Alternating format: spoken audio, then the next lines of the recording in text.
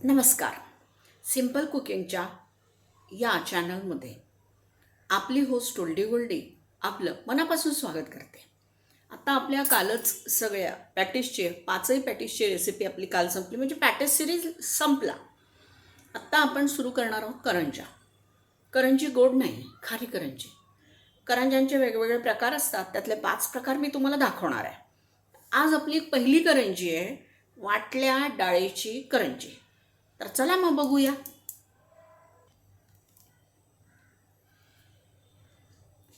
ही वाटल्या डाळीची करंजी करायसाठी आपल्याला जे काही साहित्य लागतं ते तुम्हाला नावावरूनच कळलं असेल. तर ही वाटल्या डाळीची करंजी करताना एक गोष्ट लक्षात ठेवायची की चण्याची डाळ भिजवणे. ही चण्याची डाळ मी 2 तास 3 तास आधी भिजवली, समज 2 तास, आणि पाणी न घालता अशी कोरस म्हणजे जरा जाडसर वाटून घेतली.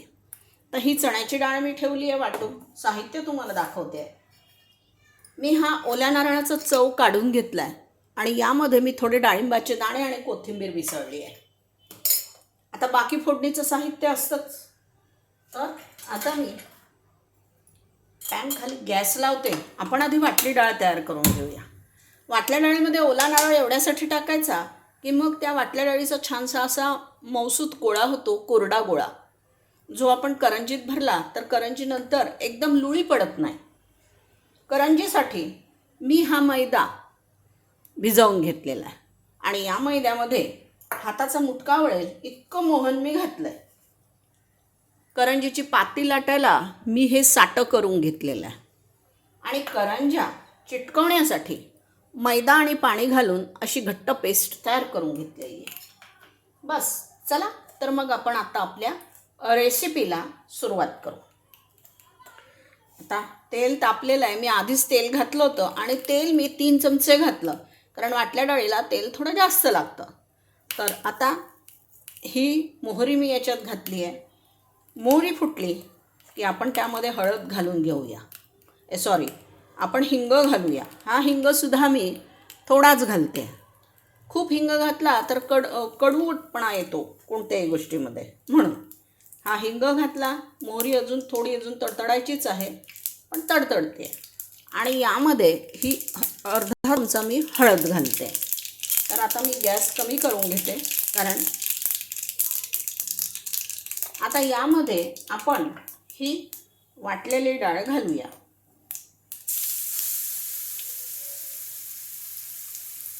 आणि ही डाळ चांगली अशी परतवून घ्यायची तेलातच. तुम्हाला असं वाटेल आत्ता हे तेल खूप आहे, पण तेल जास्त नाही. वाटली डाळ झाली तयार की तुम्हाला समजेल. ॲक्च्युली असं आहे की ही डाळ तेल पिते. आता या डाळीत मी काहीही घातलेलं नाही आहे अजून, तर आता ते सगळं आपल्याला यामध्ये घालायचं. बरं, ही डाळ करताना यात पाणी घालायचं नसतं, त्यामुळे हा आणखीनच एक गोंधळ होतो. बरेचदा ती डाळ थोडीशी कच्चटसर राहते, तर कधी जळूनच जाते. तर आता या डाळीत मी थोडं मीठ घालते. खोबरं जे घालणार आहे ते खोबरं आणि डाळीच्या अंदाजाने मी यात मीठ घालते. हे मीठ साधारणपणे माझा हा छोटा चमचा, त्याच्या हिशोबाने एक पाव चमचा आधी मीठ घातलं आणि आता हे थोडं, म्हणजे पाव चमच्याला थोडं जास्त. माझ्याकडे हा सुका गोडलिंब आहे. हा मी हातावर क्रश केला आणि हातावर क्रश करून मी यात टाकून देते. आता याच्यात तेल आहे. पुन्हा एकदा आपण थोडं याला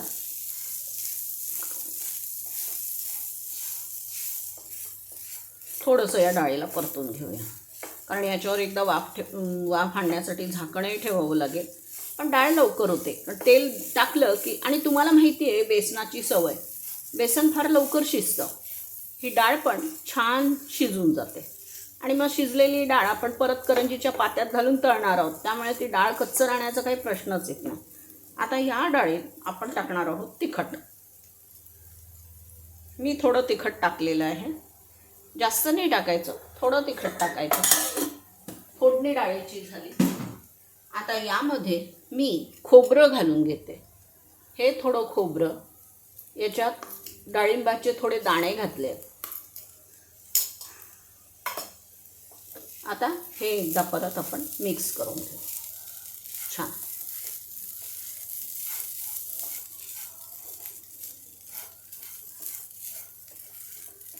डाळ झाल्यानंतर मग मी तुम्हाला एक वाफ आणून परत दाखवते.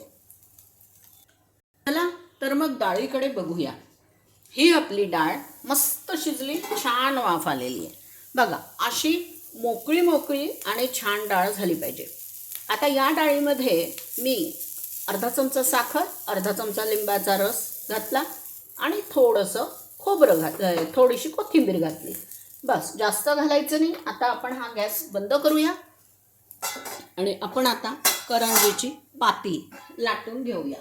ही डाळ थंड होण्यासाठी मी आता एका ताटलीत काढते. ही डाळ अशी कोरडीच झाली पाहिजे, नाही तर मग आपली करंजी काय होते म्हणजे असं पातळ त्याचं हे नको व्हायला. म्हणून ही डाळ मी आता अशी ठेवते, ही आपोआप थंड होते. आता करंजीचं पातळ कसं करायचं एकदा हे सांगितले की प्रत्येक वेळेस तुम्ही हीच ट्रिक वापरायची.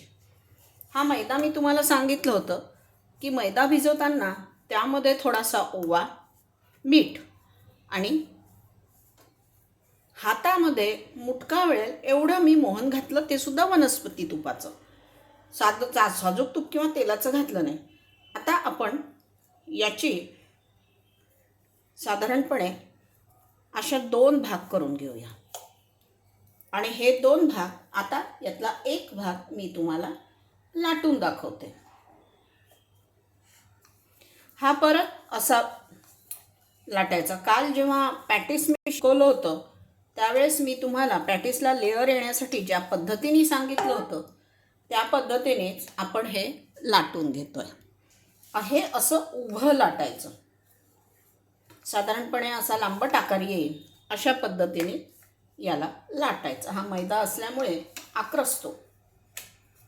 आता हे थोडं रुंद करायचं. हे रुंद केलं आणि आता यावर मी साटा लावून घेते. हा साटा लावला कारण हे खुसखुशीत होतं आणि म्हणून हा साटा लावायचा. हा साटा सगळीकडे एकसारखा बहुतेक बोटानेच लागतो. चमचा, ब्रश वगैरे असं काही एवढं त्याला हे होत नाही, चिटकत नाही बरोबर. हा साटा मी लावला.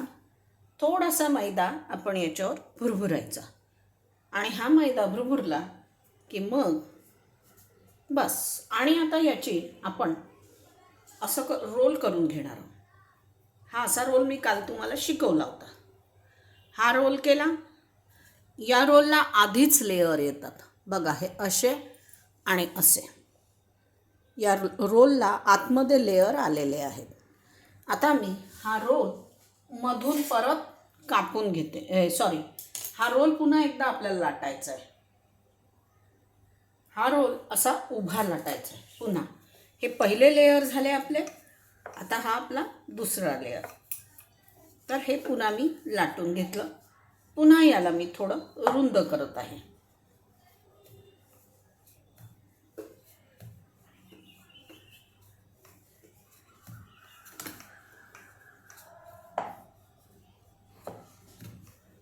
हे असं पटकन रुंद करून घेतलं आणि आता मी परत याच्यावर हा साटा लावते.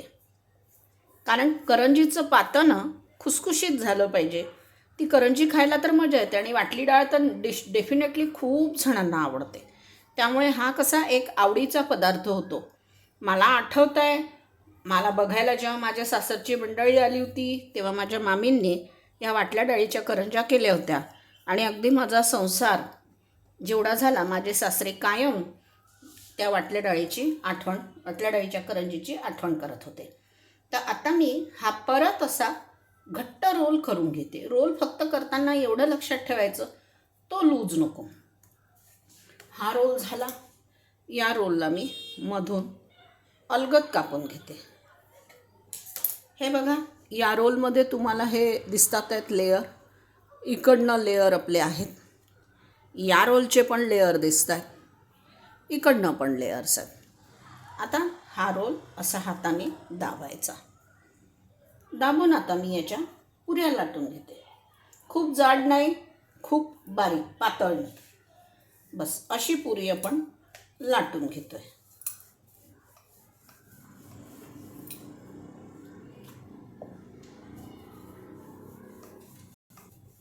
ही पुरी मी लाटून घेतली. तर आता पुऱ्या लाटून झाल्या की मग तुम्हाला त्या भरताना आणि तळताना दाखवते. चला तर मग करंजी कशी भरायची हे मी सांगते. हे जे मी आहे ही पुरी मी लाटली. गोलच लाटायची. करंज्यांचे वेगवेगळे आकार मला येतात, पण आता आपल्याला जवळ तेवढा वेळ नाही आहे, कारण मुलांना भुका लागलेल्या आहेत. मुलं केव्हाही येतील म्हणून. आणि एका बाजूला मी कढईत तेल तापायला ठेवलं आहे. आता ह्या पोळीला हे जे आपण मैद्याचं बनवून घेतलं होतं घट्ट पेस्ट, ही पेस्ट आपल्याला लावायची आहे. तेल आत्ता जरी मी तापवून घेतलं असलं तरी मी ते कमी करणार आहे, कारण ह्या करंज्या आपल्याला मंद आचेवर तळून घ्यायच्या आहेत. आता बघा, याच्यामध्ये मी हे सारण भरते.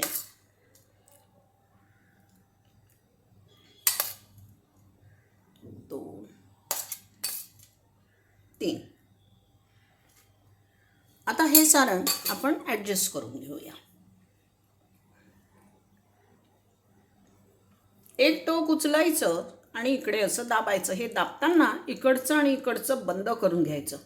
अर्धी करंजी बंद झाली. आता ही दाबायची म्हणजे यातली हवा निघून जाते आणि मग ही करंजी अशी सगळीकडनं दाबून घ्यायची.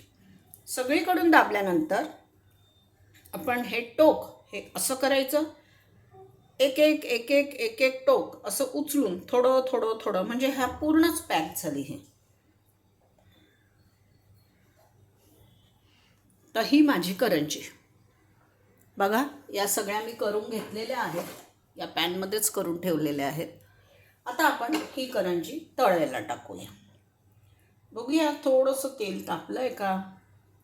माझ्या हिशोबाने तर तापलं आहे, पण आपल्याला कमी तेलात या तळून घ्यायच्या आहेत. तर वर येतं हे, म्हणजे आपल्याला पाहिजे तसं करता येतं. आता ही करंजी मी या तेलात सोडते. हिच्यासोबत मी दुसरी पण करंजी टाकते. कमी आचेवरच आपण तळून घेणार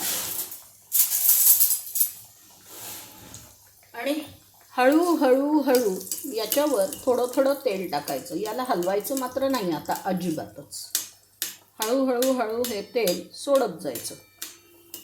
बस वरती तेल आलं त्याच्यावर की ही साधारणपणे होते. मग हिला लाल होऊ द्यायचं.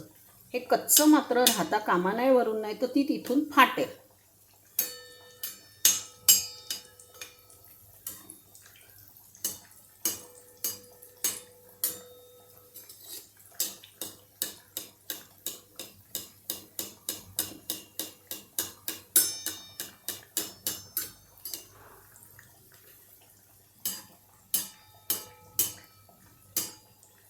आता या मंद आचेवरच आपल्याला करंज्या तळायच्या. एका बाजूनी तशी ती झाली आहे. मी आता हिला पलटवून घेते.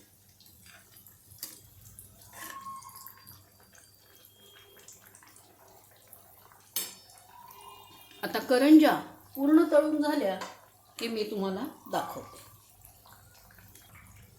तर आपली ही वाटल्या डाळीची करंजी तयार झाली. ही करंजी बघा. या करंजीवर इथे समोर तुम्हाला लेयर्स असतील. ह्या करंजीवर इथे लेयर्स आहेत. आणि त्यासोबत खाण्यासाठी मी हे काल जे बीट टोमॅटोचं सॉस केलं होतं, हे 8 ते 10 दिवस टिकतं. त्यामुळे हे सॉसच मी इथे ठेवलं आहे. तर ही आपली वाटल्या डाळीची करंजी, सुंदर करंजी तयार झाली आहे.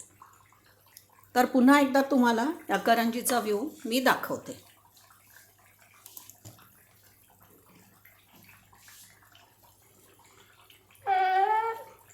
ही वाटल्या डाळीची करंजी ज्याच्यावर याच्यावर लेयर्स आहेत. आणि ही करंजी थंड झाली की एकदम अशी कडक येते. तसं आता मी तुम्हाला दाखवते. या करंजीचा आवाज मी ऐकवते तुम्हाला.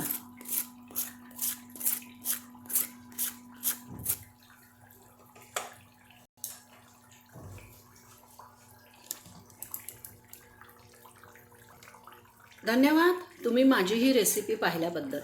ही एक युनिक रेसिपी आहे, विदर्भातली आवडीची रेसिपी आहे, खूप छान आहे आणि अक्षरशः खूप धमाल लागते. जसं आपलं सुरती पॅटीस खूप छान झालं होतं, कॉर्न पॅटीस छान झालं होतं, अक्षरशः युनिक चवीची करंजी. आणि ही गंमत म्हणजे काय, या करंज्या ठेवून तुम्ही जर अशा टोपलीमध्ये पांढरा कपडा पसरवला, त्याच्या खाली पेपर, त्याच्यावर पांढरा कपडा आणि करंज्या ठेवला, त्या थंड होतात. थंड झाल्यावर त्याचं पातं एकदम कुरकुरीत लागतं. तुमचे कोटी कोटी धन्यवाद की तुम्ही माझी ही रेसिपी पाहिली. नेहमीसारखंच मी तुम्हाला म्हणणार आहे, ही रेसिपी तुम्ही करून पहा आणि खाऊन पहा. म्हणजे काय, खाइए, खिलाइए और मुझे अच्छे अच्छे कमेंट्स भेजिए. धन्यवाद.